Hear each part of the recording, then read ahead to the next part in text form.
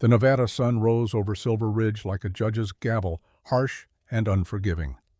Clara Hartwell stood alone at the edge of the cemetery, her black dress absorbing the morning heat while her face remained cold as winter stone. The grave before her was fresh, dark earth still loose. The headstone read, Thomas Hartwell, beloved father, 1828 to 1883. The word beloved felt like a lie carved in marble. She didn't cry. Crying was for women who had lost good men, women who mourned fathers worthy of tears. Clara's hands clenched at her sides, knuckles white beneath black lace gloves. Around her, the desert stretched endlessly in all directions, sage and scrub and sand, a landscape that knew how to keep secrets, how to bury them deep. Behind her, the town of Silver Ridge was waking, smoke rising from chimneys, the distant clang of the blacksmith's hammer, life continuing as if death was just another morning chore, as if Thomas Hartwell's passing mattered no more than the dozens of other men planted in this hard ground. But Thomas's death mattered, not because he was good, not because he was loved, but because of what he had taken to his grave, secrets that could destroy her, truths that men would kill to uncover, and silver. So much silver it could drown a woman in its weight. Clara's lips moved, forming words meant only for the dead man beneath her feet. Some secrets die with you, Father. Others bury you alive. The wind answered with dust and silence. 2 weeks had passed since the accident. That's what the town called it. Thomas Hartwell thrown from his horse, neck broken clean. A tragedy, an unfortunate end to a hard-working rancher. The doctor had signed the death certificate without question. The undertaker had prepared the body with professional efficiency. The preacher had spoken words about dust and resurrection that meant nothing. Only Clara knew the truth. The bruises on her father's wrists, hidden beneath his funeral suit. The burns on his palms that spoke of rope and fire. The way his fingers had been broken one by one before his neck had snapped. This was no accident. This was murder, dressed up in lies and buried beneath propriety, and she knew who had done it. She turned from the grave and walked back toward town, her black skirts trailing dust. The morning air tasted like copper and ash, like blood and endings. Her footsteps were the only sound in the vast quiet of the desert morning, each step taking her closer to a decision she had already made, a choice that would either save her or destroy everything she had left. The lawyer's office sat above the general store on Main Street, a cramped room that smelled of tobacco and old paper. Mr. Pemberton was already waiting when Clara arrived, his round face sheened with nervous sweat despite the early hour. He gestured to a chair across from his cluttered desk. Mrs. Hartwell, my condolences once again on your loss. Clara sat without responding. Condolences were currency she couldn't spend. She needed facts, numbers, the cold mathematics of her situation. Pemberton shuffled papers with trembling hands.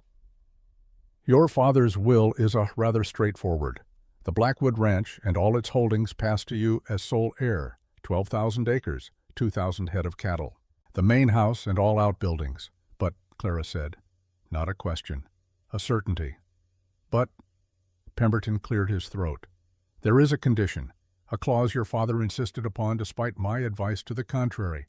The ranch cannot be sold or transferred for a period of 5 years unless you are married.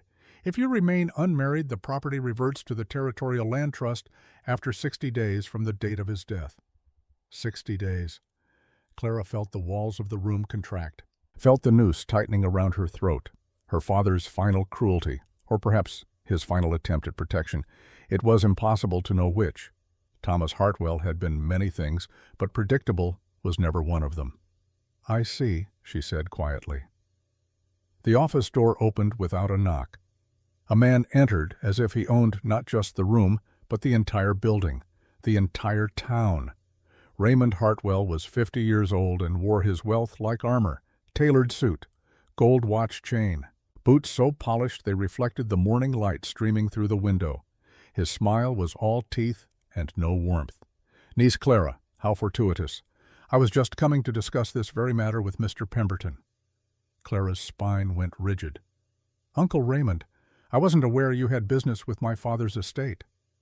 Ah, but I do. I most certainly do. Raymond settled into a chair uninvited, spreading his presence like a stain. "You see, your father owed me a considerable sum. $20,000 to be precise. Loans taken over the past 3 years to keep that ranch of his afloat. Now that Thomas is gone, well, that debt falls to you." The number landed like a fist. $20,000. More money than the ranch could generate in 5 years of perfect seasons. More money than existed in the entire territory, or so it felt. Clara kept her face neutral, but Raymond saw through her. He always did, of course. He continued, his voice smooth as oil. "I'm a reasonable man, family after all. I'm willing to forgive the entire debt under one condition." "Marriage," Clara said. "Marriage." Raymond's smile widened. "To me, a union that would benefit us both. The Blackwood Ranch combined with my holdings would create an empire. And you, my dear, would be saved from the burden of managing a property you're ill-equipped to handle alone." Clara met his eyes, saw the hunger there, not for her, for what she represented, for what her father had hidden. Raymond knew, perhaps not everything, but enough to kill for. "The Silverton incident," Raymond said, his voice dropping to a whisper that didn't reach Pemberton's ears. "Your father and I discussed it, before his unfortunate accident. He promised me certain information, certain assets. As his brother, as his partner in various ventures, I believe I'm entitled to what's mine." There it was. The real reason Raymond wanted her married and controlled. The real reason her father was dead. Silverton. Always Silverton. The name that haunted her dreams and poisoned her waking hours. The event that had turned her father from an honest miner into a monster. The heist that had left good men dead and evil men rich. Clara stood smoothing her skirts with hands that didn't shake despite the fear clawing at her chest. "I appreciate your generous offer, Uncle, but I must decline. I'll find another solution to my situation." Raymond's smile never wavered. 60 days, Clara. The clock is already ticking. When you realize there is no other solution, my offer will still stand. For now. She left the office without another word, walked down the stairs and into the harsh Nevada sunlight. Her mind was already working, calculating, planning. She needed a husband, yes, but not Raymond.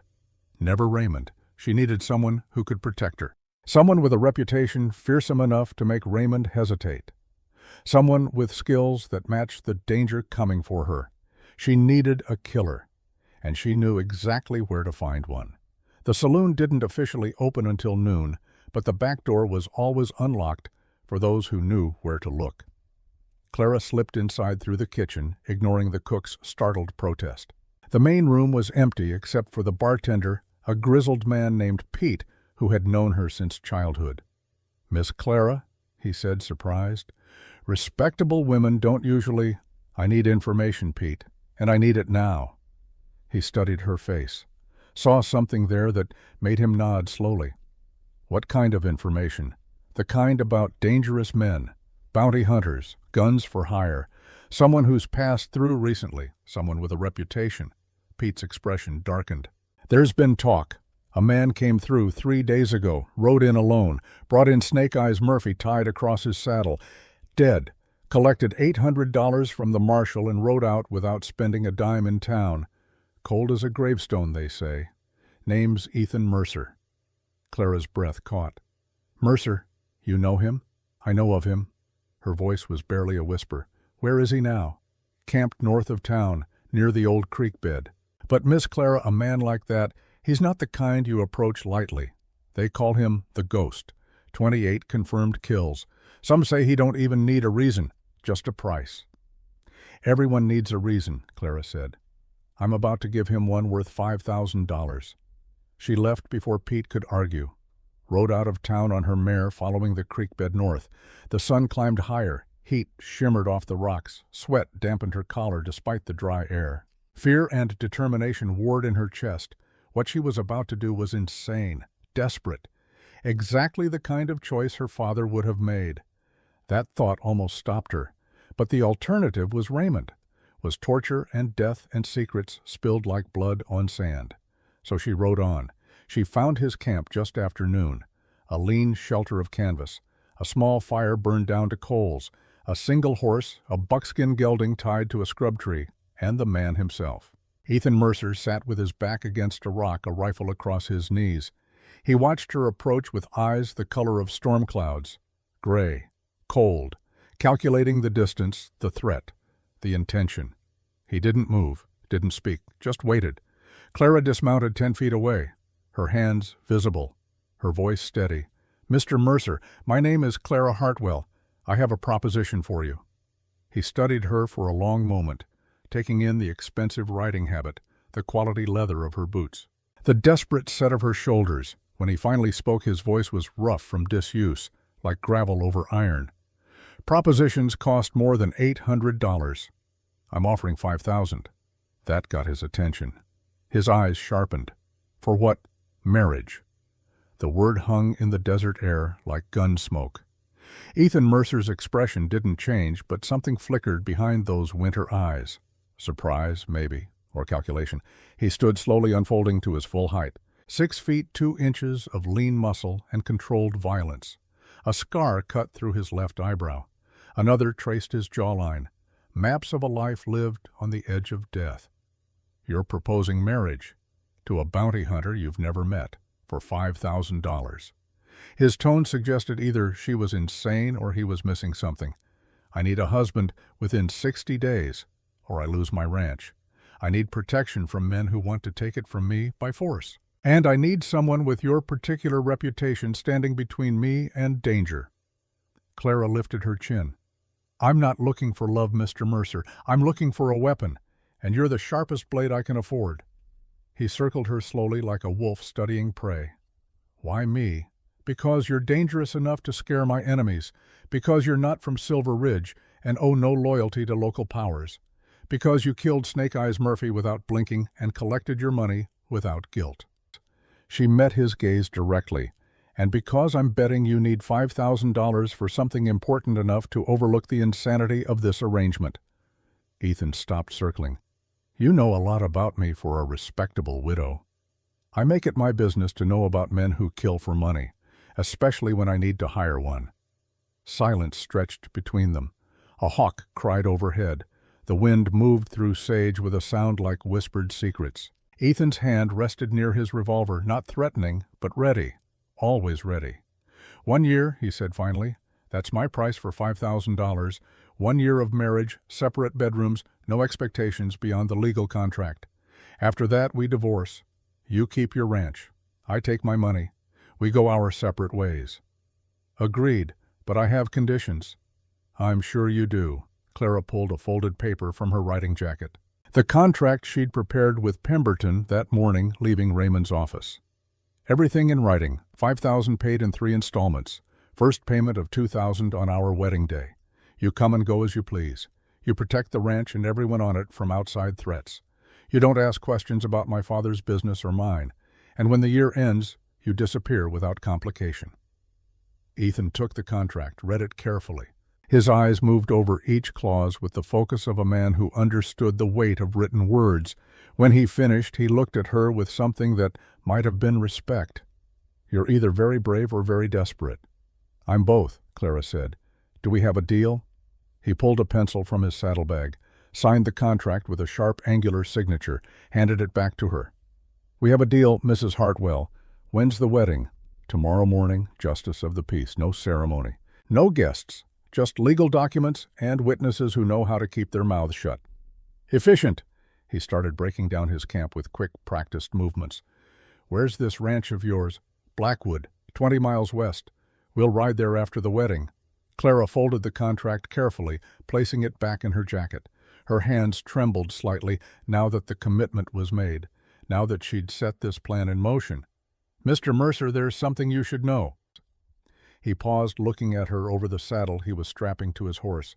"The men who want my ranch, they won't stop because I'm married. They'll test you, push you. Try to prove you're not as dangerous as your reputation claims." "Good," Ethan said. His smile was cold and sharp as a knife blade. "I could use the practice." They rode back to Silver Ridge in silence, Clara processing the enormity of what she'd done. Ethan scanning the horizon with the constant vigilance of a man who'd survived by never relaxing, by never trusting the quiet. The sun was setting when they reached town. painting the desert in shades of blood and gold. Clara showed Ethan to the boarding house where she'd reserved him a room. They stood in the street, two strangers bound by contract and desperation, and Clara felt the weight of all her secrets pressing against her chest. "Mr. Mercer," she said quietly, "I know who you are. I know what you've done." His expression hardened. "Then you know I'm not husband material. I'm not looking for a husband. I'm looking for a weapon." She repeated her earlier words. "But I need you to know, this arrangement, it's more complicated than it appears, more dangerous. Everything worth $5,000 usually is. I'm serious. The men after my ranch, they're not ordinary thieves. They're connected to things, to events from years ago, to violence that never really ended, just went underground." Clara's voice dropped to barely a whisper. "If you take this job, you might find yourself caught in something bigger than protecting a widow's property." Ethan studied her face in the fading light. "You offering me an out, Mrs. Hartwell? I'm offering you the truth, or as much of it as I can risk. I don't scare easy, and I've been caught in bigger things than ranch disputes." He turned toward the boarding house. "Get some sleep. Tomorrow we get married. Day after that I start earning my money." He disappeared into the building without looking back. Clara stood alone in the street watching the last light die in the west. Tomorrow she would marry a killer, bind herself legally to a man who'd built his reputation on death. Trust her life to someone who knew nothing about her father, about Silverton, about the silver hidden somewhere on Blackwood Ranch, silver that had cost good men their lives, silver that Raymond would kill her to possess, silver that Ethan Mercer, the famous bounty hunter, might recognize if he ever learned its true origin. Because 5 years ago in Silverton, Colorado, a heist had gone wrong. Federal marshals had died. A gang had escaped with $100,000 in silver coins, and the man who'd pulled the trigger, the man who'd masterminded the whole bloody affair, the man who'd betrayed everyone, that man had been Thomas Hartwell, Clara's father. The same father whose grave she'd stood over that morning, the same father whose secrets had gotten him tortured and killed. The same father who'd raised her with blood money and lies. And Ethan Mercer the ghost, the famous bounty hunter with 28 kills to his name. He'd spent the last 4 years hunting the Silverton gang, hunting the man he believed had killed his brother. He was hunting Luther Kane. But Luther Kane hadn't pulled the trigger in Silverton. Thomas Hartwell had. Clara walked back to the ranch house, where she'd spent one last night alone, where she'd packed her father's journals and maps, where she'd memorized the coded messages that might lead to the silver or might lead to her death. Tomorrow she would marry the brother of a man her father had murdered, and Ethan Mercer would never know, at least not yet. The wedding took place at 9 in the morning in the Justice of the Peace's cramped office.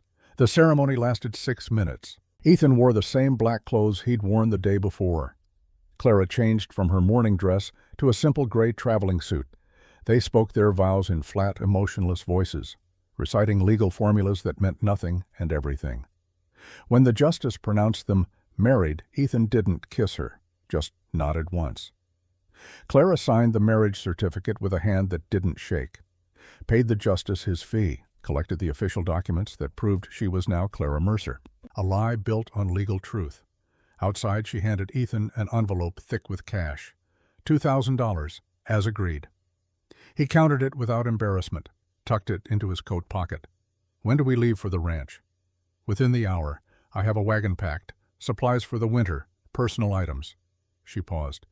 "There's something I should tell you about the ranch hands." "I'm listening." "The foreman, Marcus Webb. He's been with my family since I was a child, loyal, trustworthy. But he'll have questions about you, about this marriage. He's protective.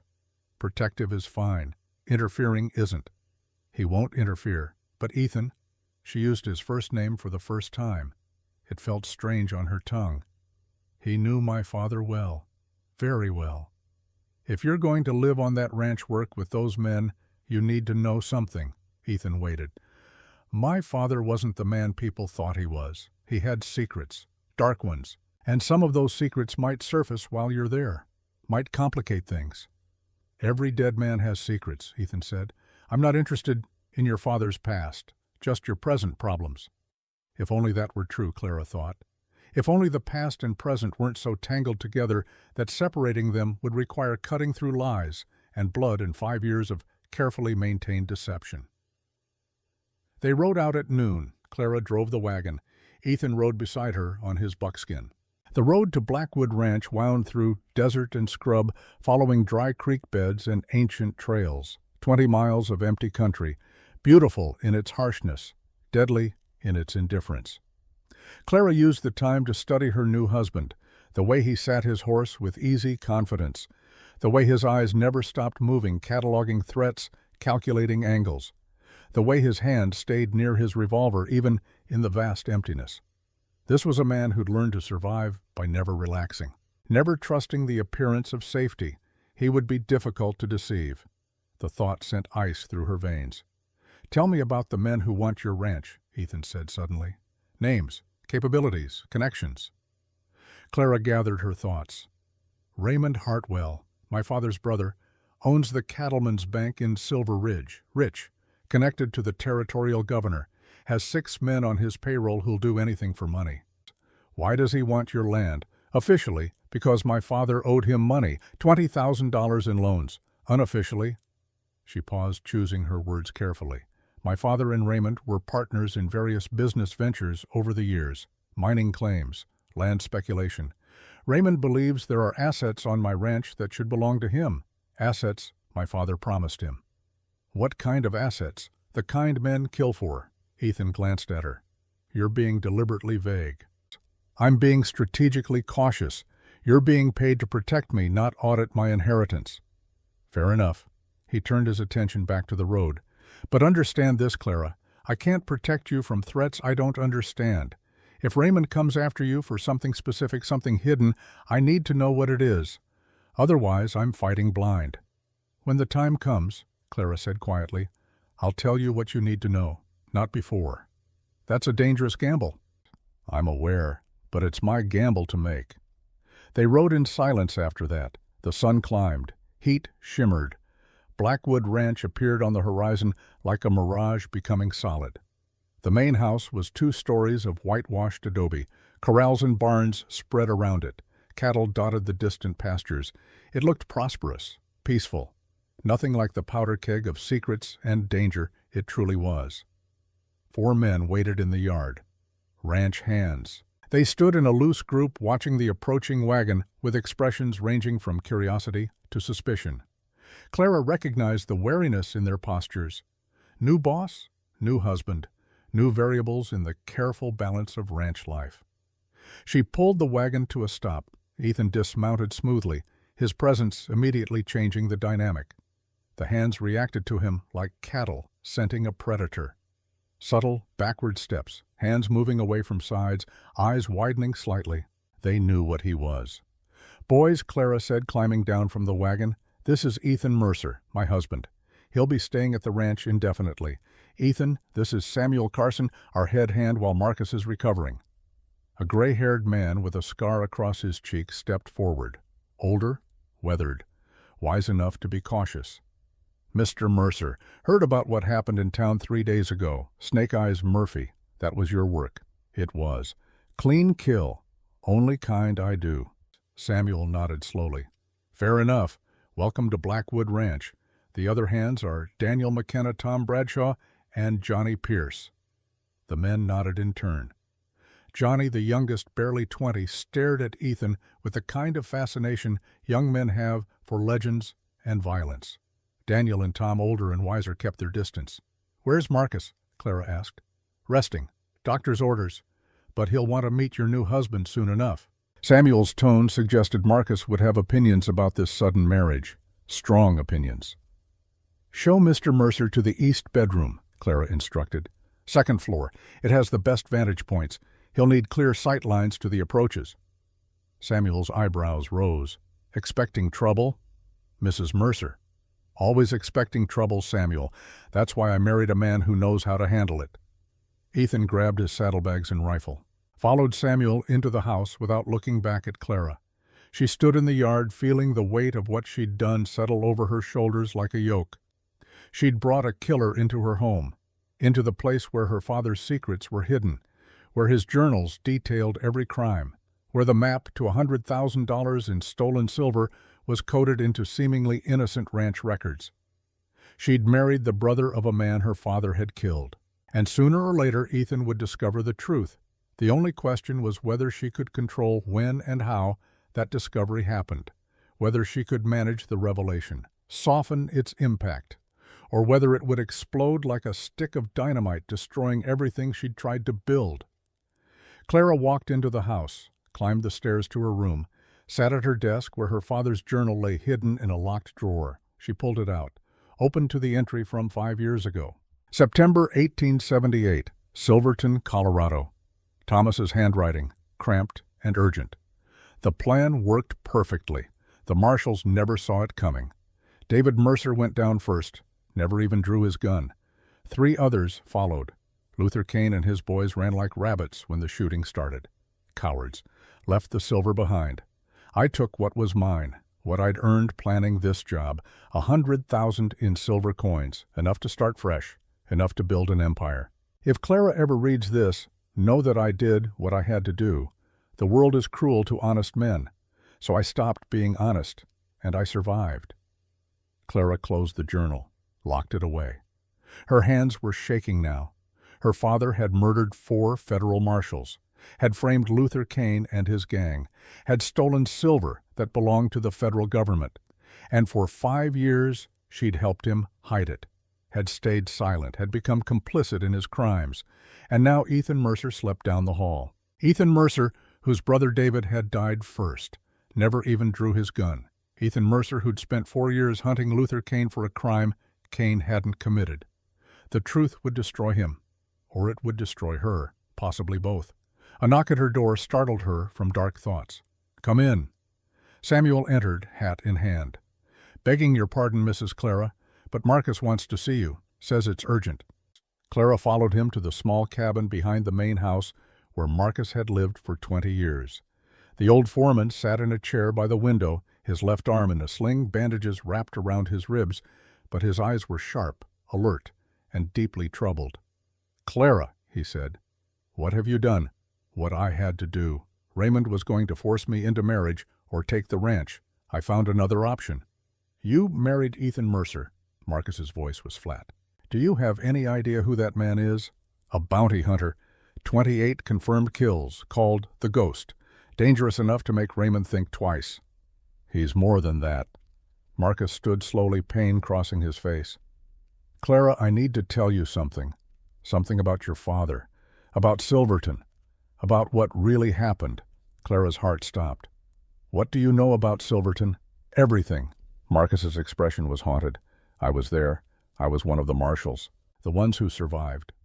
The world tilted. Clara grabbed the back of a chair for support. You were?" "U.S. Marshal Marcus Webb. That was my name. My real name. I went into hiding after Silverton, after the massacre, after everything went to hell." He limped closer. "Your father didn't just rob that silver shipment, Clara. He murdered my partners, good men, men with families, and he framed Luther Kane for the whole thing." "I know," Clara whispered. "I've known for years." Marcus stared at her. "You knew. He told me, showed me his journal, made me promise never to tell, said we'd both hang if the truth came out." Tears burned her eyes. "I've been living with it, carrying it, and trying to figure out what to do with information that could destroy everything. And now you've brought Ethan Mercer into this house?" Marcus shook his head. "Do you know whose brother died in Silverton? Do you know who Ethan's been hunting for 4 years?" "David Mercer. He was one of the marshals. I found his name in Father's journal. David was Ethan's little brother, 26 years old, undercover with Kane's gang. Good kid. Idealistic, believed in justice." Marcus's voice cracked. "Your father shot him in the back while he was trying to help wounded marshals, just shot him down like a dog." Clara felt bile rise in her throat. "Does Ethan know about my father?" "Not yet, but he will. Men like Ethan, they dig, they question. They don't stop until they find truth." Marcus gripped her shoulders. "You need to tell him, before he figures it out himself. Because when he does, when he realizes you've been lying to him, sleeping under the same roof as the daughter of his brother's killer—" "He'll kill me," Clara finished. "Or worse, he'll hate you. And hatred from a man like Ethan Mercer is more dangerous than his bullets. Clara pulled away, walked to the window, stared out at the ranch that had cost so many lives, that continued to demand blood for its survival. "I can't tell him," she said. "Not yet. If I do, he'll leave, or he'll destroy everything trying to find the silver to return it, or he'll kill me for my father's sins. I need time to figure out how to manage this, how to survive it. There's no managing this, Clara. There's only truth or lies, and lies always come out eventually. Then I'll make sure when the truth comes out, I'm ready for it." She turned to face him. "Can you keep this secret for now, just until I figure out a way forward?" Marcus said nothing for several heartbeats. His weathered face worked through calculations she couldn't read. Finally he nodded. "I've kept it for 5 years. I can keep it a while longer. But Clara, understand this. Every day you wait makes the explosion bigger when it comes. And it will come. Truth always does." That night Clara lay in her bed, unable to sleep. Down the hall, Ethan was in the east room. She could hear him moving occasionally, checking windows, positioning furniture, setting up his space like a fortress, like a man who expected attack at any moment. He wasn't wrong. The attack would come, not from outside, from within, from the truth buried in her father's journal, from the secrets she carried like poison in her blood. She'd married Ethan Mercer to save herself from Raymond, but in doing so she'd trapped herself in something far more dangerous, a marriage built on lies. With a man hunting ghosts, ghosts her father had created, ghosts that would eventually lead straight back to this ranch, to this house, to her. Clara rose from bed, pulled a shawl around her shoulders, walked quietly down the hall to Ethan's room. The door was ajar. She could see him sitting by the window silhouetted against starlight, his rifle across his knees, ever vigilant, ever ready.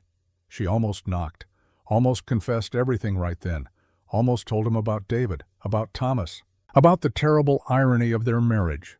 But fear stopped her. Fear of his rage, fear of losing the only protection she had, fear of dying alone in the desert with her father's sins carved into her gravestone. So she turned away, went back to her room, locked the door.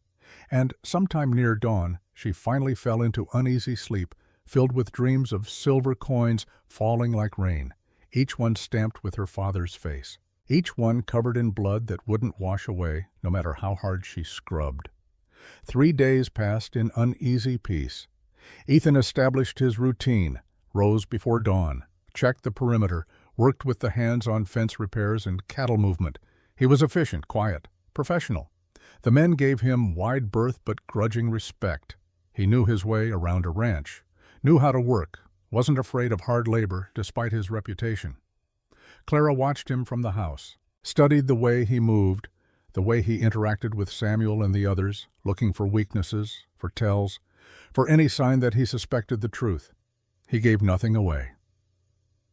On the 4th day, riders appeared on the eastern ridge, 5 of them, moving slow and deliberate, not trying to hide their approach. Samuel saw them first, rang the bell that summoned everyone to the yard. Ethan was there in seconds, rifle in hand, eyes scanning. "Who are they?" "Raymond's men," Clara said quietly. "Testing us, seeing if you're real or just for show." "Good." Ethan's smile was cold. "I could use the practice." He walked out to meet them alone, stood in the center of the yard, waiting. Clara watched from the porch, her heart hammering. This was it, the first real test. If Ethan failed, if he backed down, Raymond would know, would push harder, would eventually take everything. The riders stopped 20 feet away. Their leader was a thick-shouldered man with dead eyes, a killer. Raymond had sent his best. "You must be the new husband," the man said. "Name's Pike. Mr. Hartwell sent us to deliver a message." "I'm listening," Ethan said. "Mr. Hartwell wants Mrs. Mercer to know his offer still stands. 30,000 for the ranch. Debt forgiven. No hard feelings. She's got 1 week to accept before circumstances change." "Circumstances already changed," Ethan said. "She's married now. Ranch belongs to her husband, and her husband isn't interested in selling." Pike's smile was ugly. "That's so. Well, maybe her husband needs to understand how things work around here. Raymond Hartwell gets what Raymond Hartwell wants, one way or another." Is that a threat? Just friendly advice. Ethan's hand moved so fast it blurred. His revolver was out and cocked before any of Raymond's men could react. The barrel pointed steady at Pike's forehead. "Here's my advice," Ethan said quietly. "Turn those horses around. Ride back to Raymond. Tell him Blackwood Ranch is off limits. Tell him any man who sets foot on this property without invitation answers to me, personally. Tell him I've killed 41 men in my career. I'm happy to make it 46 if he wants to test me." The silence stretched. Pike's face had gone white. His hands were frozen on his saddle horn.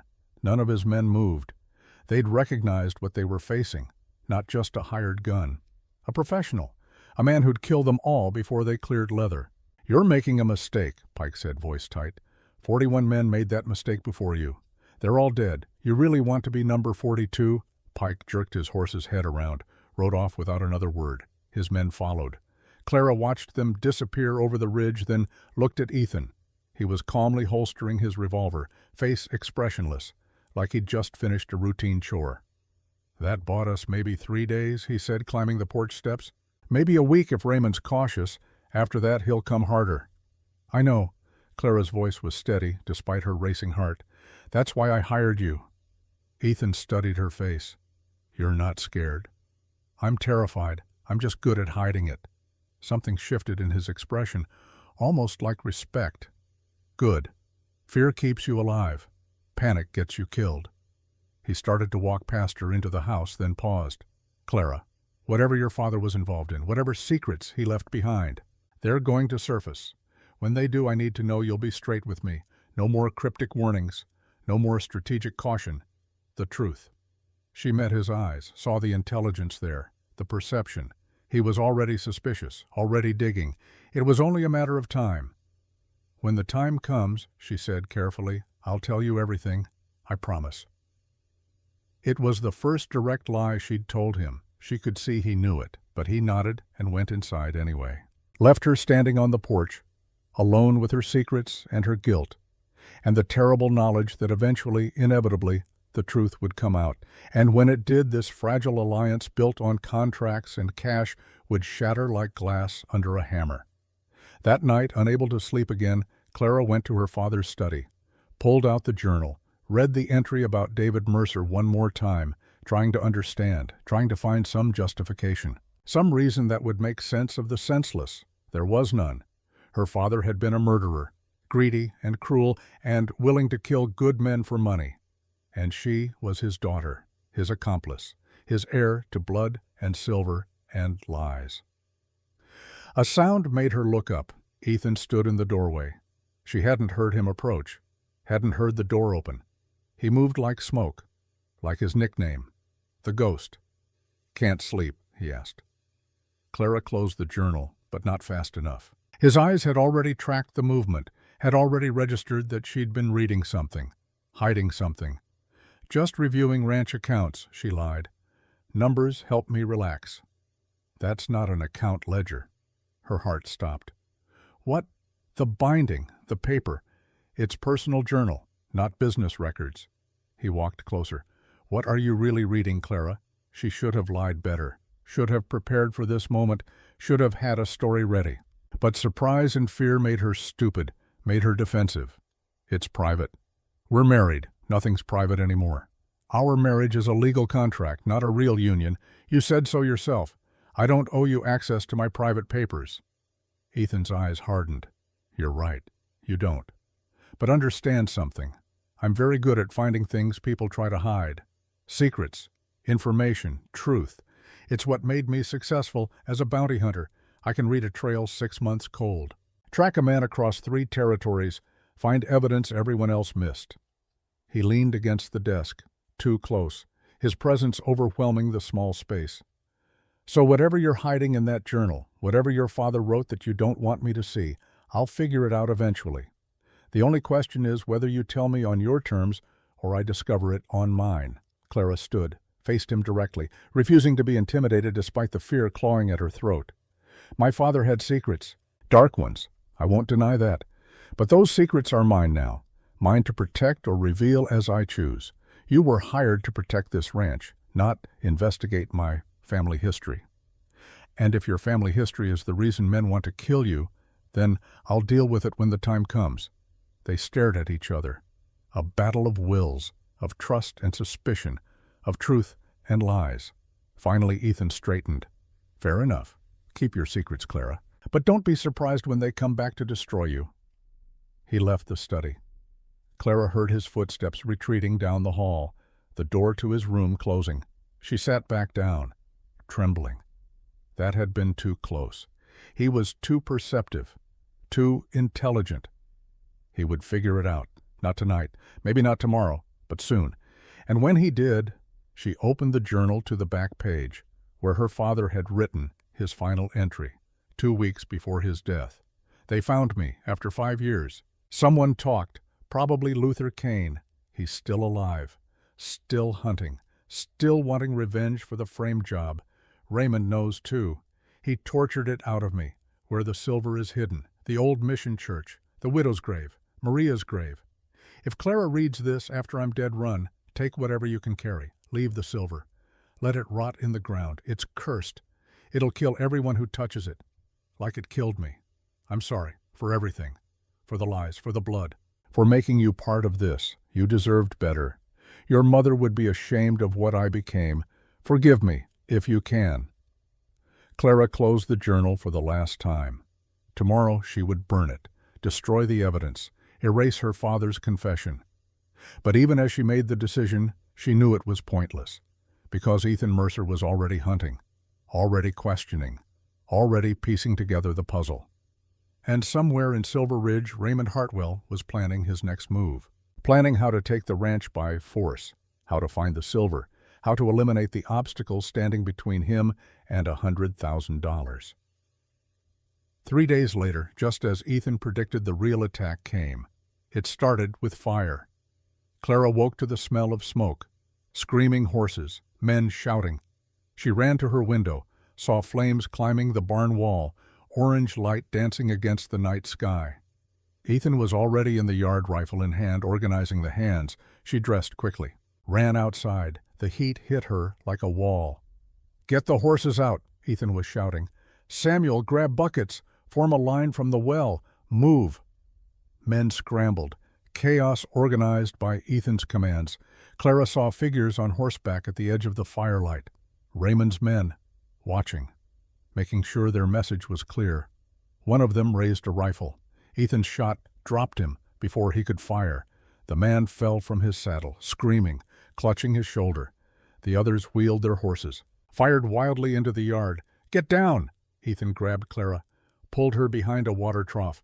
Bullets spanged off metal, kicked up dirt. The horses in the barn were panicking, screaming in terror. Clara started to run toward them. Ethan's arm locked around her waist. "No, you'll die in there."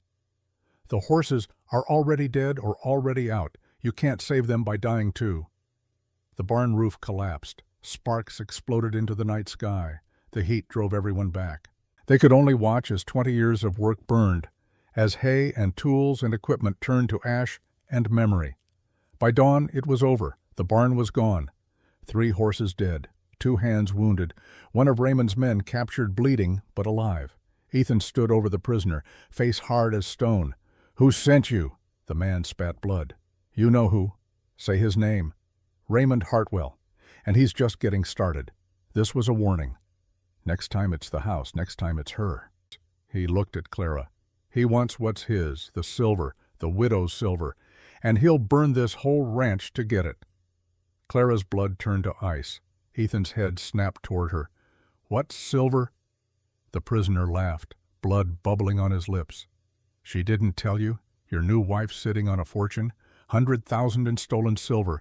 Her daddy took it off dead federal marshals 5 years ago. Silverton. You heard of it." Time stopped. Ethan's face went absolutely blank, empty, like all emotion had been sucked out of him. When he spoke, his voice was quiet, deadly. "Silverton. That's right." The prisoner was still laughing, delirious with pain and malice. "Thomas Hartwell, Luther Kane's partner, the real mastermind. He's the one who killed all those marshals, took their silver. And your pretty wife there, she knows where it's buried." Ethan looked at Clara. She saw the moment understanding hit.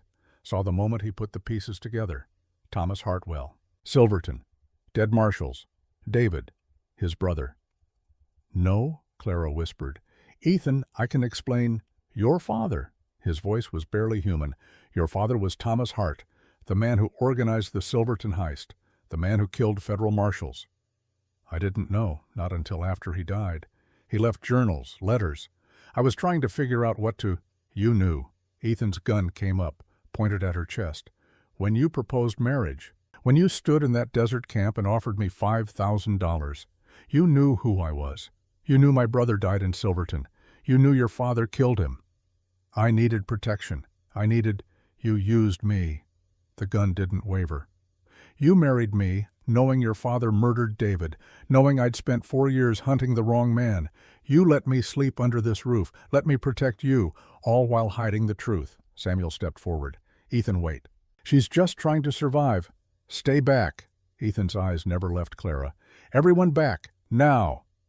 The hands retreated, leaving Clara alone, facing a man who had every reason to kill her, who had killed for less, who had built a reputation on cold justice and colder mercy. Clara lifted her chin, refused to look away. "If you're going to shoot me, do it. But let me say one thing first. Talk fast. I'm not my father. I didn't pull those triggers. I didn't steal that silver. I didn't ask to inherit his sins." Her voice shook but didn't break. "I was 23 years old when he came home covered in blood. When he told me what he'd done. What choice did I have? Turn him in. Watch my only family hang. I was a coward, Ethan. I stayed silent, and that silence has been killing me for 5 years. My brother's name was David Mercer. He was 26. He believed in justice, in second chances. Your father shot him in the back." Ethan's finger was on the trigger. "Give me one reason I shouldn't do the same to you right now." "Because I'm not him." Clara's eyes filled with tears. "Because punishing me won't bring David back. Because somewhere in the last 3 days I started to believe that maybe, just maybe, there was a way through this that didn't end in more blood. There isn't. Then shoot me. Add me to your count. 42. Go back to hunting Luther Kane for crimes he didn't commit. Die angry and alone, still chasing ghosts. That's what my father would want. That's what Raymond wants. Don't give them the satisfaction." The gun barrel dropped, slowly, Ethan's hand shaking with rage or restraint, or both. "Get out of my sight!" Clara ran. Behind her she heard Ethan's roar of anguish, heard something smash, heard Samuel trying to calm him. But she didn't stop, couldn't stop. She ran to the house, to her room, locked the door. And finally, after 5 years of carrying her father's sins, Clara Hartwell Mercer broke down and cried. Outside, the sun rose on the smoking ruins of the barn, and inside, a marriage built on lies burned even hotter. Morning sun climbed over Blackwood Ranch, harsh and unforgiving. Smoke from the burned barn still drifted across the yard, acrid and thick, like ghosts refusing to settle into memory. Clara stayed locked in her room for 3 hours, listening to Ethan's voice below. Hard, clipped, giving orders to the hands as if nothing fundamental had shattered between them, organizing cleanup, setting up new watch rotations, acting like nothing had changed, but everything had changed. She finally emerged when the silence became unbearable, when staying hidden felt more like cowardice than caution. The house was empty. Through the window, she saw Ethan near the corral with Samuel, their heads close together, planning, strategizing. She couldn't hear the words, but the body language was clear. Samuel was trying to reason with him. Ethan was listening. Barely. Clara walked downstairs, made coffee with hands that had stopped shaking, sat at the kitchen table, and waited. She didn't have to wait long. Ethan came through the door like a storm contained in human form. He didn't look at her, just poured himself coffee, stood with his back to her. The silence stretched, heavy and dangerous. "Say something," Clara finally whispered. "What would you like me to say?" His voice was flat, empty. "That I understand, that I forgive, that the fact your father murdered my brother doesn't matter because you were just a scared girl caught in the aftermath. I would like you to say, you won't kill me." Ethan turned. His eyes were winter gray, cold enough to freeze. "I won't kill you." Relief flooded through her. "Thank you."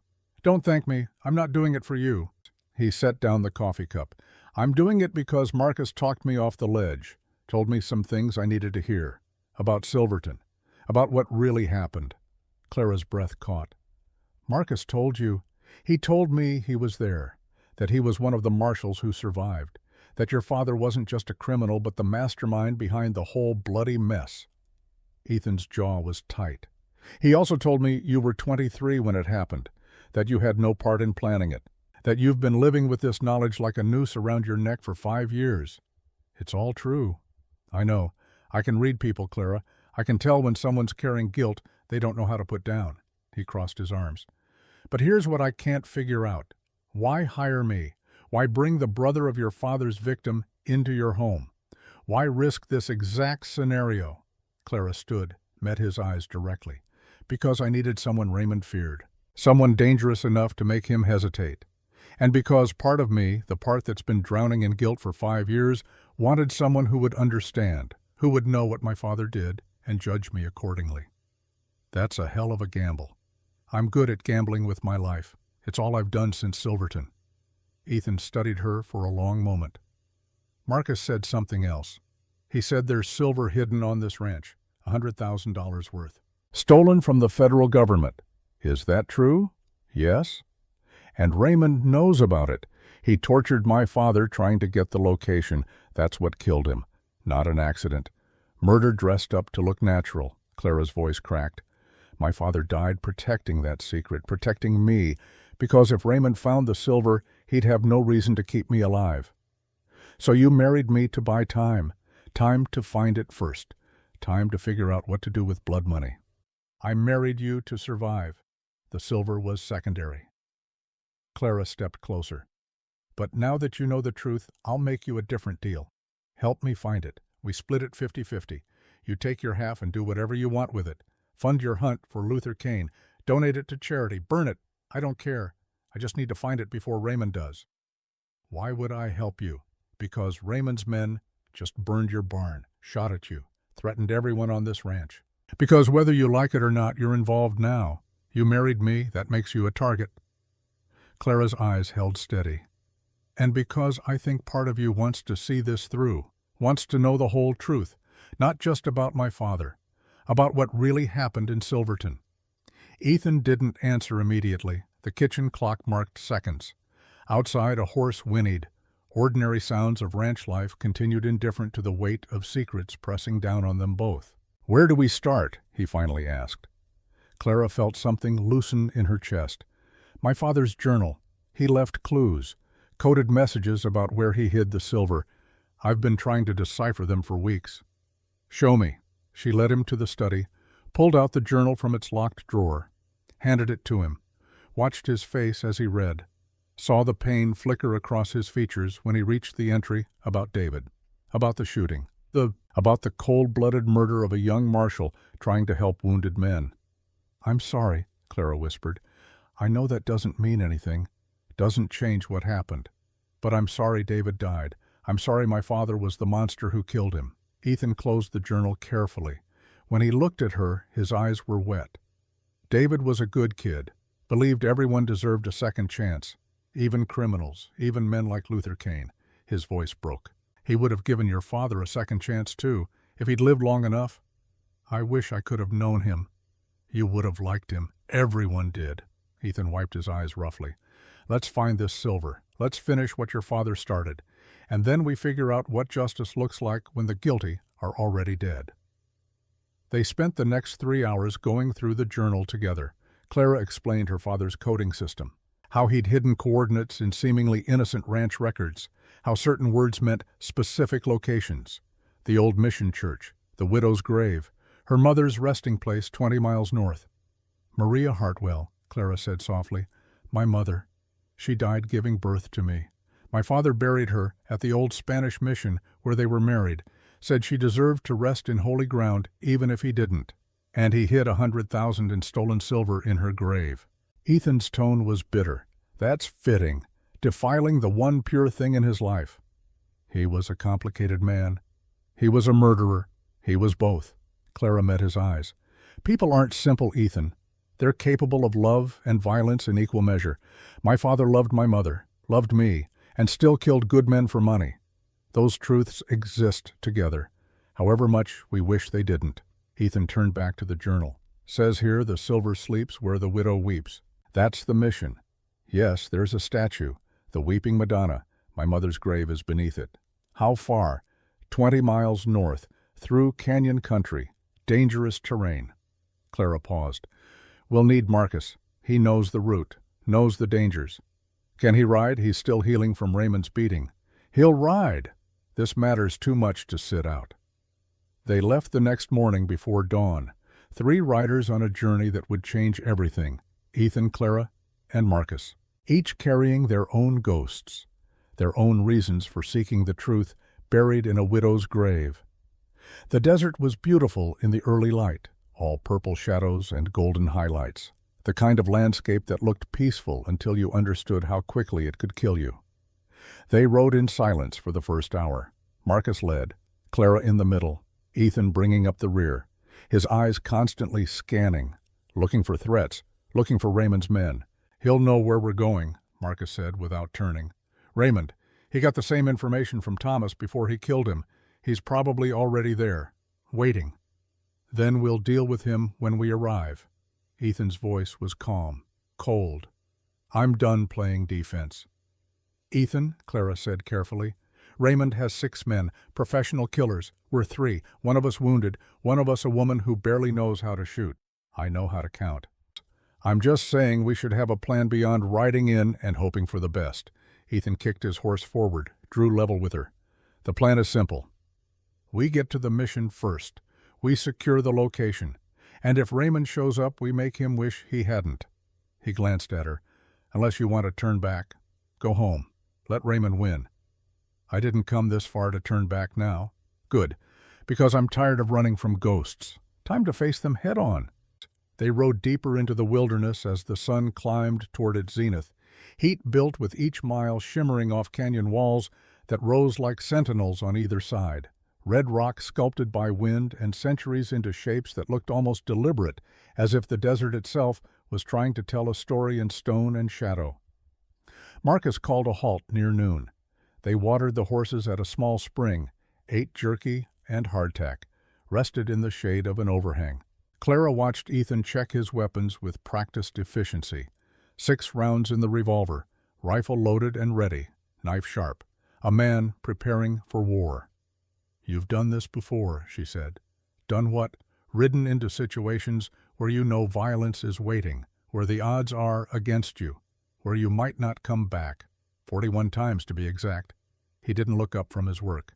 Each time I told myself it would be the last. Each time I was wrong. What makes you keep doing it? Ethan was quiet for a long moment. Habit, skill, the fact that I'm better at this than anything else. He finally met her eyes.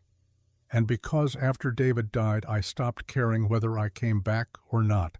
Made me fearless. Fearlessness looks like courage to most people, but it's really just emptiness dressed up in confidence. You're not empty now. No, his voice softened. No, I'm angry, which is different. Anger gives you something to protect, something to fight for, even if it's just the memory of what you lost. Marcus interrupted before Clara could respond. We should move. Want to reach the mission before sunset. Don't want to be caught in these canyons after dark. They rode on. The landscape changed. More vegetation. Signs of old cultivation. The Spanish missionaries had tried to tame this land 200 years ago, built their churches and planted their crops. Most had failed, driven out by heat and Apache raids and the simple brutality of trying to civilize the uncivil.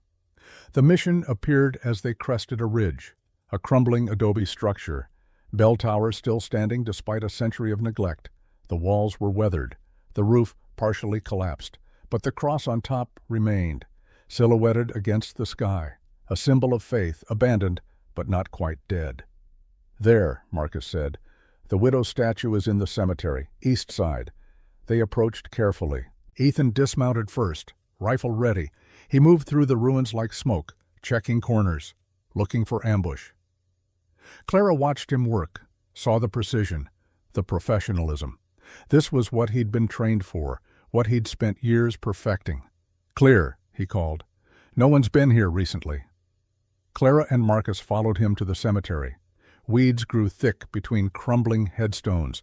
Most of the names were worn away, erased by time and weather, but the statue remained. The Weeping Madonna, carved from white marble, streaked with rust and age. Her face turned toward heaven, her hands clasped in eternal prayer.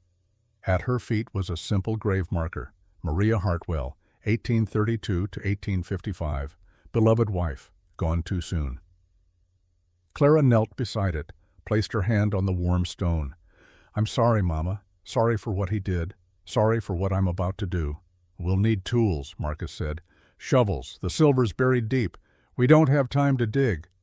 Ethan was scanning the horizon. "If Raymond knows about this place, he'll be coming. We need to work fast." They used what they could find. Broken boards from the mission, rocks for leverage, their hands when nothing else worked. The desert sun beat down, sweat soaked their clothes. Clara's hands blistered, bled. But she didn't stop. 2 feet down, Ethan's shovel hit something solid. "Here," he said. "Something's here." They cleared the dirt carefully. Revealed canvas sacks, old, weathered but intact. Marcus pulled one out, opened it. Silver coins spilled into his palm, gleaming in the sunlight, each one stamped with the federal eagle, each one worth blood and death and 5 years of lies. "Sweet Jesus," Marcus whispered. "It's real. It's all real." Clara stared at the fortune her father had killed for, had died protecting, $100,000 in silver. Enough to build an empire or destroy a soul. Her father had chosen destruction. She could choose differently. "We need to move these," Ethan said. "Load them on the horses. Get out of here before..." Gunfire cracked across the cemetery. Dirt exploded near Clara's feet. She dove behind the statue. Ethan grabbed his rifle, returned fire at the ridge above them. Marcus scrambled for cover. "How many?" Clara shouted. "6!" Ethan's voice was steady despite the bullets flying. "Raymond brought everyone." More gunfire, closer now. The attackers were descending the slope, using rocks for cover. Professional. Organized. Exactly what Clara had feared. "We're pinned," Marcus said. His face was pale. "Can't get to the horses. Can't retreat." Ethan's eyes were calculating. "We don't need to retreat. We need to make them stop advancing." He looked at Clara. "Can you shoot?" "Not well." "Good enough. Take this." He handed her his revolver. 6 shots. Make them count. Aim for center mass. Don't try to be fancy. Just make them think twice about showing themselves. Clara took the gun. It was heavier than she expected, warm from Ethan's grip. She'd never shot at a person before, never pointed a weapon at something that could bleed and die and leave a widow weeping. But Raymond's men had burned her barn, threatened her people, killed her father. She pulled the trigger. The recoil shocked her. The bullet went wide. But the message was clear. They would fight. Ethan was firing methodically. 1 shot, pause, another shot, each bullet carefully placed. Clara saw one of the attackers drop, saw another scramble for better cover. The advance stopped. "Marcus," Ethan called, "can you make it to the horses?" "Maybe, if you cover me." "On 3. 1, 2, 3. Marcus ran. Ethan laid down, suppressing fire. Clara shot blindly at the ridge. Marcus made it to the horses, started leading them toward the cemetery wall, toward cover. That's when Raymond appeared. He walked down the slope like he was taking a Sunday stroll, hands empty. No weapon visible. His men stopped shooting. The silence was sudden, absolute. "Mercer," Raymond called. "Let's talk like reasonable men." "I'm listening," Ethan shouted back. "You're a businessman. I'm a businessman. No need for anyone else to die today." Raymond stopped 30 feet away. "I'll pay you $10,000, right now, cash. All you have to do is walk away. Leave the silver. Leave the girl. This isn't your fight." Clara's heart stopped. She looked at Ethan, saw him considering, saw the calculations happening behind those winter-gray eyes. $10,000 was double what she was paying him. Enough to fund years of hunting Luther Kane. Enough to make this whole mess someone else's problem. "Ethan," she whispered, "please." He didn't look at her. His attention was fixed on Raymond, on the choice being offered, the easy way out, the profitable way out. Time slowed. Clara could hear her heartbeat, could feel sweat running down her spine, could taste fear like copper on her tongue. This was it, the moment of truth, the moment when she learned whether Ethan Mercer was just a hired gun or something more. "No deal," Ethan said. Raymond's expression darkened. "You're making a mistake. 41 men made that mistake before you. They're all dead." Ethan raised his rifle. "You really want to be number 42? Kill them!" Raymond snarled. The gunfight erupted again, but this time Ethan was ready. He dropped 2 of Raymond's men in quick succession. Marcus got a third from his position by the horses. The remaining attackers broke. Ran. Left Raymond standing alone on the slope. "This isn't over," Raymond shouted. "That silver is mine. This ranch is mine. Everything Thomas Hartwell stole belongs to me." "Then come take it," Ethan called back. "I'll be waiting." Raymond retreated, disappeared over the ridge, the sound of hoofbeats fading into the desert afternoon. Clara stood on shaking legs, looked at Ethan. He'd chosen her, over money, over the easy path, over everything that made sense. "Why?" she asked. "Why did you turn him down?" Ethan reloaded his rifle before answering. "Because somewhere in the last few days I stopped seeing you as Thomas Hartwell's daughter, started seeing you as Clara, a woman trying to survive her father's sins, a woman who deserves better than being treated like property. That's not very practical." "No, but it's honest." He met her eyes. "I'm tired of practical, tired of cold, tired of treating people like bounties to collect. Maybe it's time I remembered what my brother believed in, what he died for. Justice, mercy." The word seemed to cost him. David believed in mercy, in second chances, in the idea that people could be more than their worst mistakes. Ethan's voice roughened. "I've spent 4 years forgetting that. Maybe it's time I remembered." They loaded the silver onto the horses, 10 heavy sacks, a fortune in blood money. Clara kept expecting Raymond to return, to attack again, but the desert remained quiet, as if the land itself was holding its breath. They made camp that night in a canyon alcove, built a small fire, ate in silence. Marcus fell asleep quickly, exhausted by pain and exertion. Clara and Ethan sat together, watching shadows dance on canyon walls. "There's a letter," Clara said quietly, "in the last sack. My father left it, for me, for whoever found the silver. Have you read it?" "Not yet. I'm afraid of what it says." "Want me to read it first?" Clara shook her head. She pulled out the envelope, broke the wax seal. Unfolded pages covered in her father's familiar handwriting, read by firelight. "My daughter, if you're reading this, I'm dead, probably killed for the choice I made in Silverton. I was a coward. I killed good men for money. Marshal David Mercer died trying to stop me.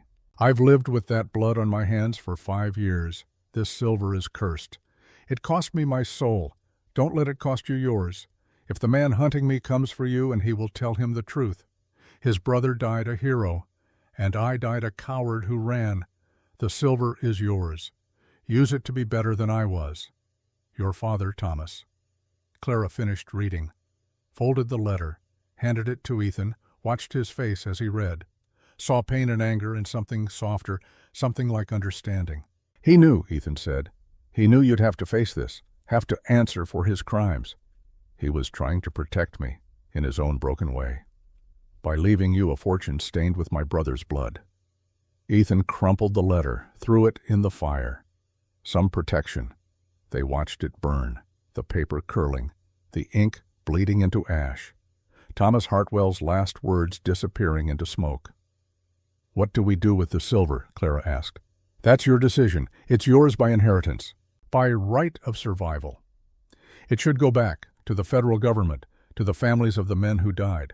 That's a noble thought, but turning it in means admitting your father's crimes, means risking prosecution. They might come after you as an accessory." Clara hadn't considered that. "So we're trapped. Keep the cursed silver or risk prison." "There's a third option." Ethan stared into the fire. "We return it anonymously, through a lawyer. Make sure it gets to the right people without your name attached. You'd help me do that?" "I'd insist on it. That silver is built on my brother's bones. I won't profit from his death. Neither will you." Clara felt tears burning. "Thank you for everything, for choosing me, for seeing me instead of just seeing my father's sins." "Don't thank me yet. We still have to get this silver home, still have to deal with Raymond. Still have to figure out what the hell we're doing with this mess of a marriage. Do you regret it marrying me? Ethan stared into the flames, searching for words that didn't come easily. Fire crackled. Coyotes called in the distance. The desert night pressed close around their small circle of light. Ask me again in a year, he finally said. When this contract's up, when we've survived whatever's coming. Ask me then if I regret you. They rode back to Blackwood Ranch the next day, arrived to find Marcus's cabin empty. A note on the table. Clara read it aloud. Federal marshals came looking for the Silverton silver. They know it's been found. Don't know who found it yet. I bought you time by leading them south. Told them I saw riders heading toward the Mexico border. But Clara, Ethan, they'll figure it out eventually. I can't stay. Can't risk leading them to you. I'm going to disappear. Start over somewhere. They'll never find me. Your mother would be proud, Clara. You chose love over greed. David would be proud too, Ethan. You chose mercy over revenge. Take care of each other. Don't let the ghosts win, Marcus. Clara's hands trembled. He's gone. He sacrificed everything to protect us. He was a good man. Ethan's jaw was tight. Your father killed good men. But Marcus proves they existed. That David's sacrifice wasn't for nothing. They buried the silver that night, deep in the ranch cellar, hidden behind false walls and careful lies. Tomorrow they would contact a lawyer in Reno, arrange the anonymous return, make sure the blood money went where it belonged. But tonight they simply sat together on the porch, exhausted, grieving, changed. It's not over, is it? Clara said. Raymond will come back. The marshals might find us. Luther Kane is still out there. No, it's not over. Are you scared? Terrified. Ethan's smile was bitter. But I'm also alive. For the first time in 4 years, I feel something other than rage. That's progress. Clara took his hand. He didn't pull away. They sat like that until the stars came out. Two people, bound by contract and tragedy, learning slowly how to be something more, how to be partners, maybe even how to be honest. Inside the house, a letter waited on Clara's desk, delivered while they were gone. She would find it in the morning, would read words that would change everything again. The letter was from Luther Kane, and it said he was coming home. 1 month passed in a blur of work and winter weather. The barn rose again from its ashes, new timber replacing charred beams, fresh paint covering smoke-stained walls. The ranch hands worked with renewed purpose, as if building something could heal what violence had broken. They'd survived Raymond's attack, survived the revelation of secrets that should have destroyed them. And somehow, impossibly, they were still standing. Clara woke each morning to find Ethan already up, already checking the perimeter, already scanning the horizon for threats that never seemed to come. Raymond had gone quiet. No more riders, no more threats. The silence felt wrong, like the pause before thunder. But life continued anyway. December brought cold winds and the promise of snow. The cattle were moved to winter pastures. Supplies were laid in. The ranch prepared for the hard months ahead. And somewhere in the middle of survival and routine, something shifted between Clara and Ethan. It started small. Coffee on the porch became a ritual, not talking, just existing together in the quiet before dawn. Then Clara began joining him on his morning rounds, riding beside him in comfortable silence, learning to see the land the way he did, reading signs, tracking patterns, understanding threat. Ethan taught her to shoot properly, not the wild, panicked firing from the mission. Real marksmanship, breath control, steady hands, patience. She was a good student, quick to learn, unafraid of failure. You're a natural, he said one afternoon, as she hit the target 6 times in a row. I had a good teacher. You had motivation. Fear's a hell of a motivator. Clara lowered the rifle. I'm not afraid anymore. Not the way I was. Why not? Because you're here. Because I know if trouble comes, you won't run. Won't abandon me to save yourself. She met his eyes. You proved that at the mission, when Raymond offered you $10,000 to walk away. I was stupid at the mission, should have taken the money. But you didn't. And that means something. Ethan looked away, uncomfortable with gratitude, with trust, with anything that suggested he was more than just a hired gun. We should get back. Weather's turning. They rode home as the first snowflakes began to fall, fat and lazy, dusting the desert with white. Clara watched Ethan from the corner of her eye, saw the way he sat his horse, the confidence, the constant awareness, but also something softer now, something that hadn't been there a month ago. He was healing, just like she was. Christmas Eve arrived cold and clear. The Hands celebrated in the bunkhouse, drinking and singing and telling stories. Clara could hear their laughter from the main house. It sounded like hope, like normalcy, like maybe they'd survived the worst. She prepared a simple dinner: roast chicken, potatoes, vegetables from the root cellar, set the table for two. Ethan came in from his evening check, stamped snow from his boots, hung his coat and gun belt by the door. "Smells good," he said. "It's Christmas. Seemed wrong not to mark it somehow." They ate in silence. The fireplace crackled. Outside, snow continued to fall, covering the world in white, hiding old scars under new beauty. When they finished, Clara poured whiskey, 2 glasses. They moved to chairs by the fire. "Do you ever wonder what would have happened?" Clara asked. "If I'd never proposed, if you'd just ridden past Silver Ridge every day, and—" Ethan swirled his whiskey, stared into the amber liquid like it held answers. "I'd still be hunting Luther Kane, still be angry, still be alone." He looked at her. "I'd be the same man I was a month ago, and I'm starting to think I don't want to be that man anymore." "What changed?" "You, this place. The realization that revenge is just another word for emptiness." He set down his glass. "David believed in building things, in making the world better instead of just punishing it for being cruel.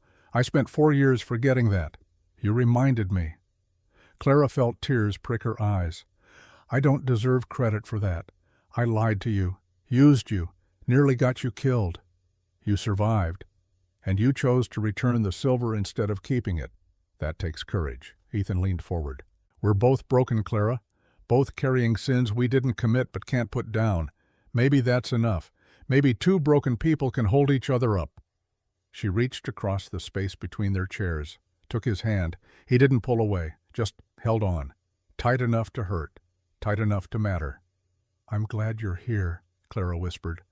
"I'm glad you chose to stay." "Me too." They sat like that for a long time, hands linked, fire burning low. Outside, the snow continued to fall, and neither of them saw the figure watching from the tree line, dark against white, patient, waiting. Luther Kane had come home. The letter arrived the next morning. Clara found it on the porch. No postage. Hand-delivered during the night. Her name written in careful script across the envelope. She opened it with trembling fingers. "Mrs. Mercer, we need to talk about your father, about Silverton, about the lies that have poisoned 5 years of my life. I'll be in Silver Ridge 3 days from now. Come alone or come with your husband. But come, because the truth needs to be spoken and debts need to be paid. Luther Kane." Clara's blood turned to ice. She ran inside, found Ethan in the study, thrust the letter at him, watched his face go hard as stone as he read. "He's here," Ethan said quietly. "After all this time, he's finally here." "What do? We meet him, we talk, we end this." Ethan looked at her. "One way or another, this ends." They rode into Silver Ridge 2 days later. The town was quiet, nervous. Word had spread. Luther Kane had returned, the most wanted man in 3 territories, the man blamed for the Silverton massacre, walking Main Street like he owned it. He was waiting at the saloon, sitting alone at a corner table. A man in his late 40s, weathered face, gray threading his dark hair, scars on his hands, eyes that had seen too much death and not enough justice. Clara and Ethan entered together. The saloon went silent, every eye tracking them, watching the confrontation everyone knew was coming. Kane stood. "Mrs. Mercer, Mr. Mercer, thank you for coming." "You didn't leave us much choice," Ethan said. His hand rested near his gun. "Relax. I'm not here to fight. I'm here to talk." Kane gestured to chairs. "Please, sit." They sat, wary, ready to move. Clara studied Kane's face, looking for the monster her father's journal had described, finding only a tired man who'd been running for too long. "You're not what I expected," she said. "Neither are you. Thomas said his daughter was innocent, a victim of his crimes. I wasn't sure I believed him." Kane's smile was bitter. "But looking at you now, I think maybe he told the truth, at least about that." You knew my father better than most. We rode together for 3 years, planning jobs, building a reputation. I thought we were partners, thought he had my back. Kane's voice hardened. I was wrong. Ethan leaned forward. Tell us about Silverton. The truth. Not the version the newspapers printed. The truth. Kane laughed, sharp and painful. The truth is, I was framed. Thomas organized the whole thing, told me we were robbing a mining payroll, said it was easy money, no violence needed, just timing and nerve. He paused, took a drink, continued. We rode in at dawn, me and my boys. Thomas was supposed to handle the inside, get the guards to open the vault. But when we arrived, there were federal marshals everywhere. An ambush. Someone had tipped them off. Clara's breath caught. My father. Your father. He'd made a deal with the marshals, turn us in for clemency, for a fresh start. But Thomas got greedy, decided he wanted the silver and freedom, so he killed the marshals himself, made it look like we did it. Then he disappeared with the money while we ran for our lives. That's not what the reports said, Ethan challenged. They said your gang killed 4 marshals in cold blood. Because that's what Thomas told them. Before he killed them, he made sure they saw me, saw my face, heard my name. When the survivors testified, they testified about Luther Kane and his gang, not Thomas Hartwell. Kane's hands clenched into fists. I've been running for 5 years, wanted for murders I didn't commit, while the real killer lived free on a ranch bought with blood money. Clara felt sick. Why didn't you come forward, tell your side? Who would believe me? A known outlaw against federal marshal testimony I'd have hanged before the trial ended. Kane looked at Ethan. Your brother David, he was a good man. Tried to talk me into surrendering. Said he'd make sure I got a fair trial. I almost believed him. Until my father shot him in the back. Ethan's voice was raw. Yeah, until that. I'm sorry, Mercer, truly. David died because he believed in justice. In second chances, the world's poorer for losing him. Silence fell, heavy with grief and truth, and the weight of 5 years of lies finally exposed to light. Why now? Clara asked. Why reveal yourself now? Why not just disappear, start over somewhere? Because I'm tired of running, tired of being hunted for crimes I didn't commit. Kane pulled out a newspaper clipping, pushed it across the table. And because I heard about your marriage, about the barn fire, about Raymond Hartwell's attempts to take your ranch. Clara scanned the clipping. A story about the Blackwood Ranch, about the mysterious new husband, about rumors of hidden treasure and old crimes coming to light. I realized something, Kane continued. Thomas's sins were catching up to his daughter, and that wasn't right. Whatever he did, you didn't deserve to pay for it. He looked at Ethan. Neither did you. You've been hunting me for 4 years, hunting the wrong man. That needs to end. How? Ethan asked. Public testimony. Clara confesses her father's crimes, tells the truth about Silverton, about who really killed those marshals, about where the silver came from. Kane's eyes were steady. It won't bring David back, won't undo the damage, but it'll clear my name. Let me stop running. That's all I want. Vindication. Clara felt the trap closing. If I confess, I implicate myself. I've been hiding evidence for 5 years. I could face charges. Maybe. Or maybe the law will see you as another victim, a daughter trying to protect her father's memory. Kane shrugged. Either way, the truth deserves to live. Don't you think? Ethan stood. We need time to think, to decide. You have until tomorrow.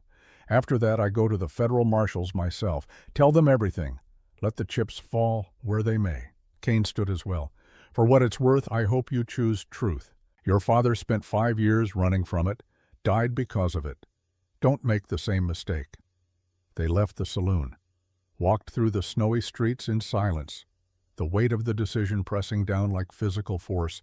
Tell the truth and risk everything, or stay silent and let Kane suffer for crimes he didn't commit. Clara stopped at the edge of town, looked at Ethan. What do I do? I can't answer that. This is your choice. But you have an opinion. The question hung between them. Snowflakes settled on Ethan's coat while he searched for words, his breath fogged in the cold air.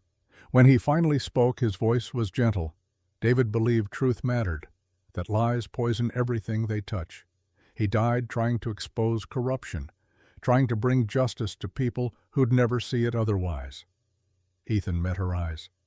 I think he'd want you to speak, to finish what he started, even if it costs you. And if I go to prison, then I'll wait for you, however long it takes. Clara felt tears freeze on her cheeks. You'd do that for me?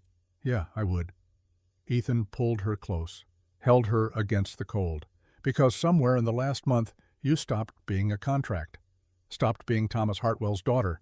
You became Clara, and I'll be damned if I lose you to more of his lies. They stood like that in the falling snow, two people learning how to trust, how to be honest, how to choose the hard right over the easy wrong. The next morning, Clara stood in the Silver Ridge Town Hall. Every seat was filled. Townspeople, ranchers, federal marshals who'd come investigating the silver. Luther Kane sat in the front row, watching, waiting. Ethan stood beside her, silent support. Clara opened her father's journal, the evidence of his crimes, and she began to read. Her voice shook at first, then steadied. She read about the planning, the betrayal, the murders, the theft. 5 years of secrets spilling out in her father's own handwriting. Confession from beyond the grave. When she finished, the hall was silent. Then the questions started. The marshals, the lawyers, the relentless machinery of justice grinding forward. Clara answered everything, held nothing back. Let the truth burn away the last of her father's lies. It took 3 hours. When it was over, the head marshal approached her. An older man, gray hair, kind eyes. Mrs. Mercer, you've done a brave thing today, confessing your father's crimes, providing evidence we've sought for 5 years. Am I under arrest? No. We've reviewed the timeline. You were 23 when the Silverton incident occurred, living 2 territories away, had no knowledge of the crime until after your father's death. The marshal glanced at his notes. And you've already arranged to return the stolen silver to the federal government. Your lawyer in Reno contacted us 3 weeks ago, said his client wished to remain anonymous in the matter. Your testimony today confirms the source. The silver was received by federal custody last week, all 100,000 accounted for. Relief flooded through Clara. So I'm free, you're free. Your father's estate will be audited. Any remaining assets derived from criminal activity will be seized, but you personally face no charges. The marshal tipped his hat. Thank you for your honesty. It's rare in these matters. Luther Kane approached as the marshals left. You did it. You actually told the truth. It was the right thing to do. Maybe, but it took courage. Kane extended his hand. Thank you for giving me my life back. Clara shook his hand. What will you do now? Head west? California, maybe? Start over with a clean name. Try to remember who I was before all this. Kane glanced at Ethan. And you, what's next for the famous ghost? I'm done hunting ghosts, Ethan said quietly. Time to focus on the living. Kane smiled, nodded, walked out of the town hall and into the snow, into a future finally free from the past. Clara watched him go, felt the weight she'd been carrying for 5 years finally lift. But the day wasn't over. Raymond Hartwell was waiting outside. He stood in the street, alone, no hired guns, no threats, just a man whose schemes had crumbled to dust. So it's true, Raymond said. My brother was the real criminal, the real monster, and I've spent the last month trying to profit from his crimes. Yes, Clara said simply. The silver's gone. Returned to the government. The ranch will be audited, stripped of anything bought with blood money. Raymond's laugh was hollow. I killed Thomas for nothing. Tortured him for a treasure that's now gone. Poetic justice, I suppose. You confessed, Ethan said, to murder in front of witnesses. I did, and I'll hang for it. But before I do, I wanted to say something. Raymond looked at Clara. Your father destroyed my life too, made me believe I was owed something, made me willing to kill for it. His poison reached far, corrupted everyone it touched. I'm sorry, Clara whispered. Don't be. We all made our choices. Mine were just worse than most. Raymond turned to the approaching lawmen, let them take him without resistance, disappeared into custody, into the justice he'd evaded for too long. Clara and Ethan rode back to Blackwood Ranch as the sun set. The snow had stopped. The world was clean, white, new, like the past had been buried under fresh possibility. What happens now? Clara asked. Now we rebuild. The ranch will survive the audit. Most of it was legitimately earned. We keep what's clean, start fresh with what remains. And us, Ethan smiled. The first real smile she'd seen from him. Us? We see where this goes. No more contracts, no more lies. Just two people learning how to be honest with each other. I'd like that. They rode home through the winter dusk. The ranch appeared on the horizon. Lights in the windows, smoke from the chimneys. Home. 1 year later, Clara stood on the same porch where she'd first offered Ethan coffee. But everything was different now. The ranch was smaller, leaner, but honest. Built on work instead of blood. The hands were loyal. The cattle were healthy. Life was simple. Good. And Clara was pregnant. She rested a hand on her swelling belly, felt the baby move. A new life. Untainted by the past. Free to become anything, everything. Ethan came up behind her, wrapped his arms around her, rested his chin on her shoulder. How are you feeling? Terrified, excited, grateful? That's a lot of emotions for one woman. I'm carrying a lot of future for one woman. Clara turned in his arms. Do you ever regret it? Giving up the hunt, settling down, becoming a rancher instead of a legend. Every day, I wake up next to you. I thank God I was smart enough to choose this. Ethan kissed her forehead. David would be proud. Not of me giving up, of me finally understanding what he tried to teach me. That living well is the best revenge. That building something matters more than destroying everything. They stood together as the sun set, painting the Nevada sky in gold and crimson. The desert stretched endlessly in all directions, beautiful, harsh, honest, a landscape that demanded truth or killed you for lies. Inside the house, 2 lockets hung on the Christmas tree, side by side, David's and Maria's, the dead honored, the past remembered, but not ruling the present, not poisoning the future. Clara had learned something in the year since Silverton's truth came out. Secrets were like poison, they killed slowly, eating away at everything good until only rot remained. But truth, however painful, was clean. It burned, it hurt, but it left you whole. She'd chosen truth, and it had cost her father's memory, had cost the ranch's wealth, had cost the comfortable lies she'd built her life around, but it had given her Ethan, had given her freedom, had given her a future where she could look at herself in the mirror without seeing her father's sins staring back. That was worth everything. Come inside, Ethan said gently. It's getting cold. 1 more minute. I want to remember this moment, this peace, this feeling that maybe finally we've earned the right to be happy. We have, more than earned it. They went inside together, closed the door on the past, on the ghosts, on the blood and silver that had defined too many years.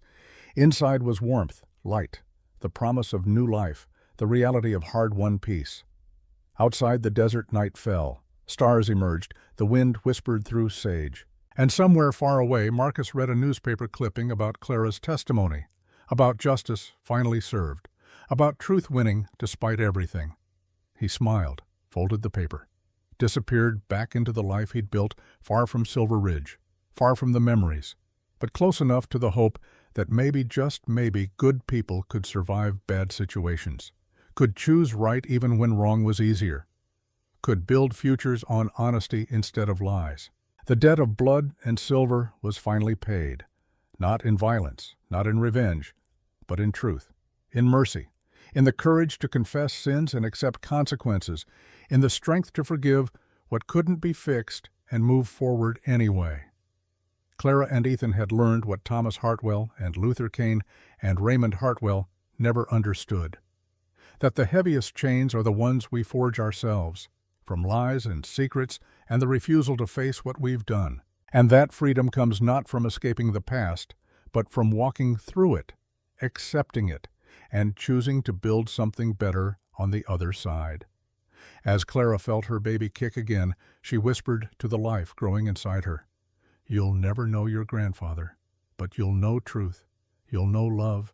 You'll know that however dark the past, the future can be bright if we're brave enough to choose it." Ethan heard, smiled, kissed her. And in that moment the ghosts of Silverton finally truly rested, laid down their burden, and let the living live. The end.